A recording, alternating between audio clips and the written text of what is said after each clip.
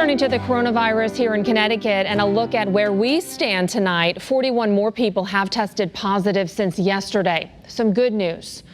No new deaths in the past 24 hours, but hospitalizations are up just slightly by 8. More than 5,500 new tests have been performed since yesterday. All new tonight, this story. No forms, no. No form at all. Is there supposed to be a form?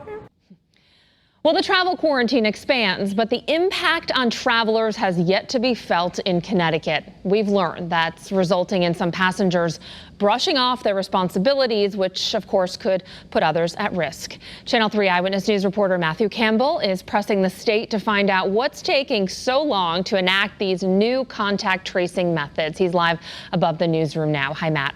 Hey, Courtney, tonight we were talking about this and having passengers fill out an online form. It's taking a little longer than expected. That idea was presented last week with the goal of having it enforced by last weekend. Now that timetable has now been pushed to this Friday.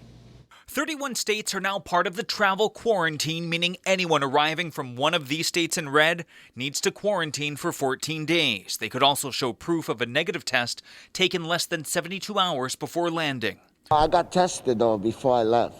Francisco Rodriguez flew in from Tampa. Multiple flights from Florida and other hard-hit states continue to touch down at Bradley, and passengers were supposed to fill out forms letting the state know where they'll be quarantined and how to contact them.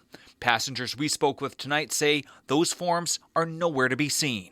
I had no forms since I left this trip.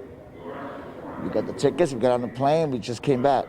That's the problem we're investigating tonight, because since the quarantine order began, we met passengers who told us they have no intention of quarantining. A funeral death is unpredictable, and I had to be here for my friend who her mother passed.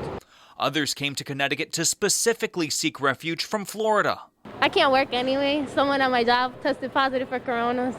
By 8 tonight, the forms were online. The governor's office tells Eyewitness News the delays came in crafting them and working with the airlines on crafting reminder messages. The executive order signed by Governor Lamont tonight will take effect on Friday. COVID came to this part of the country by airplane, and we don't want it to come by airplane again. But those carrying the virus can also come via cars. There will be no spot checks on cars coming up from 95. But drivers say they've seen fewer cars coming from those hard-hit states.